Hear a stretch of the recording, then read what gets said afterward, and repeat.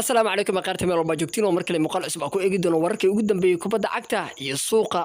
kooxda kubadda cagta Brighton ayaa la wareegtay qaab amaahna ku qaadatay Ansu Fati ninka Bonucci ah wuxuu ku biiray kooxda kubadda cagta Union Berlin. Manchester United waxay heshiis la gaartay qaab amaahna ku qaadanaysa laacibka garabka bidixda Tam Regulan isku aadka UEFA Champions League iyo xaqiiqooyin laga soo calaamadeeyay ayaan ku hayaa haddii aad muuqaalka channel like gareeya kanaalka subscribe noo saara ha ka reebin abaalmarintii Erling Haaland caawa farta laga saaray.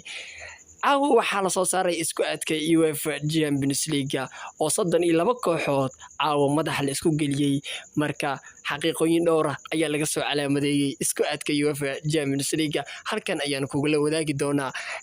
kooxaha qaaradda Yurub ayaa mar kale bandhig cajiib sameey doona taageerayaashu iyo dhammaan mucaashaqiinta kubadda cagtana way xiiseynayaan arrinka la xiriira tartankan.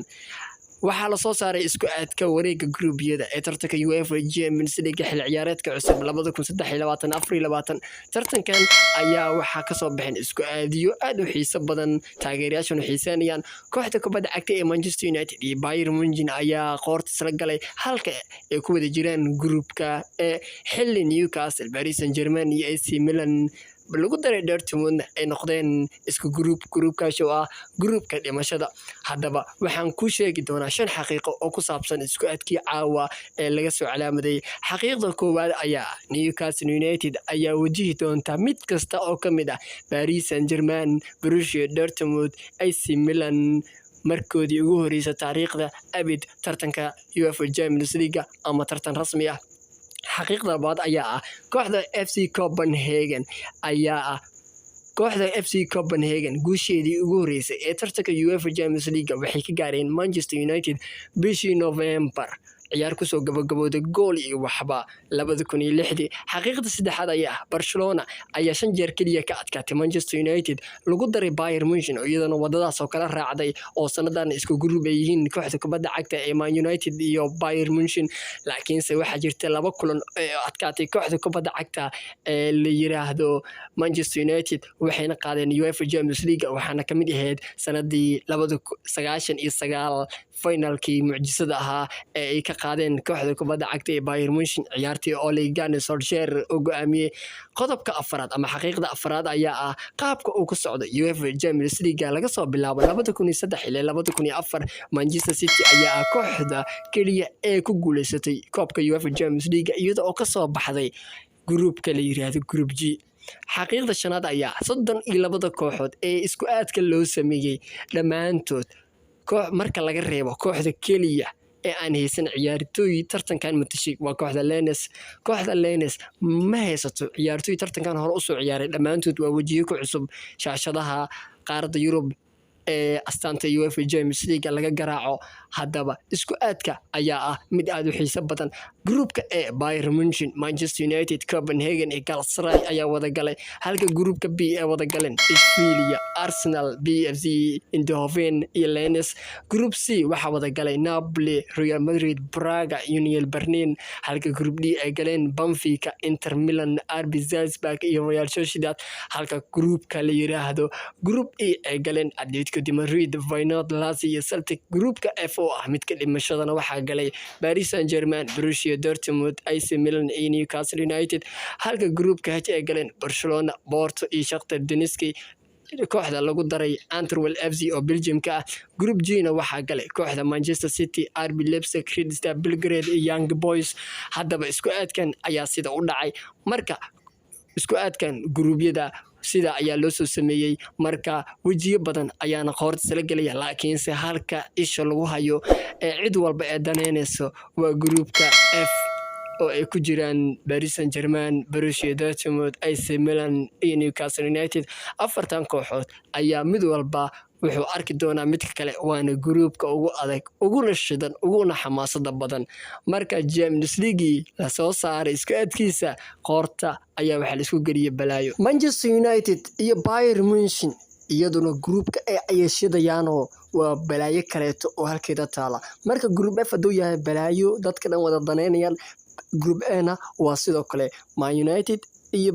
nimanka Bayern Munich ayaa isha lagu hayayo waa kulan historical waa kulan European classic ah marka Copenhagen iyo Galatasaray iska soo raaca laakiin kulanka la wada raadinayo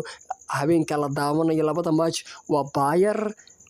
iyo Manchester United. Groupka kale Arsenal iyo Sevilla iyo PSV Eindhoven Lens waa group xogaa iska adag laakiin Arsenal iyo Sevilla ayaa la saadaalinaya laakiin Arsenal adiga favorite ugu badan leh. Napoli iyo Real Madrid iyo Braga iyo Union Berlin iyaguna isku group waayo waa group kale oo xogaa iska yara adag war kulan jilicsan ama group jilicsan ma jiraba xilli ciyaareedkan waa wada shub kooxo waaweyn iskugu imaadaba marka Barcelona kale groupka FC Porto Shakhtar Donetsk Underwell la gashay Porto waa mashaqo nimankan Shakhtar Donetskina waa sidoo kale laakiin Barcelona xilli ciyaareedkan qaab ciyaar cajiib ah ku jiraan gool badan ma laga dhaliyo marka nimanku waa jambahana markan groupku ma harayaan oo si u muuqato way ka soo yaacayaanba markan waxaan eegaynaa abaalmarintii Liverpool laga saaray laacibka Yurub ugu fiican Erling Haaland ninka xilli ciyaareedkii 50 gool ku dhalinaya ninka marnaba la jooji karin Haaland ayaa la siiyay abaalmarinta UEFA Best Player abaalmarinta hore ciyaartoy badan ayaa soo qaatay Ronaldo Lionel Messi Virgil van Dijk Jorginho oo ku jiro marka abaalmarintan Haaland ayaa farta laga saaray Man City haweeney uu ahayd Pep Guardiola waxa la siiyay macalinka ugu fiican qaaradda Yurub Best Coach ayaa la siiyay in Yurub marka Man City laba abaalmarin way qaateen group oo madax degsiina way galeen Red Star Belgrade iyo Young Boys iyo RB Leipzig ayaa isku group loogu dhigay marka Man City caawa waa madaxa u furanba markan waxa eegana wararka ugu dambeeyay suuqa kala iibsiga walow caawa suuqa oo yahay Leelanday waqti ugu dambeeyay yahayna marka warar badan jiro walow kuwa ugu muhiimsan aan soo qaadanayo barnaamij kale aan nooga dhigi doono hadhowdii kooxda kubadda cagta Brighton ayaa la soo wareegtay Ansu Fati ninkan ayaa yimid England gaar ahaan magaalada Brighton tijaabada caafimaad ayuu maray laacibkana wuxuu noqday ciyaaryahan ka tirsan Brighton 80% arintu waa la isku wada raacay laacibkan wax iibsiyo ma jirto qaab amaaha ayuu ugu ciyaaraya xil ciyaareedkan Brighton hadda meel laga galalayahay lagu soo diray Fati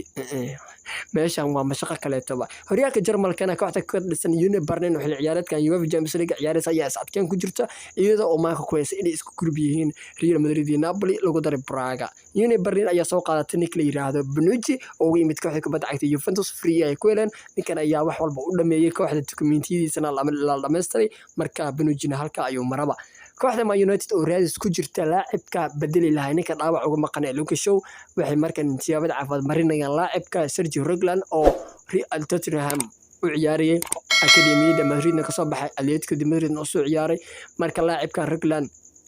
waa Manchesterawi markan arintu isku dhamaatay ka koreeyana waa wali arintiisa way socotaayo wararka haatan soo baxay oo qayb ka yahay waxyaabaha officialka lagu dhawaaqi doono marka Reguilon Manchester United ayuu ku wajahayay hadii aad muuqaalka soo la garay kanka subscribe noo saar goodbye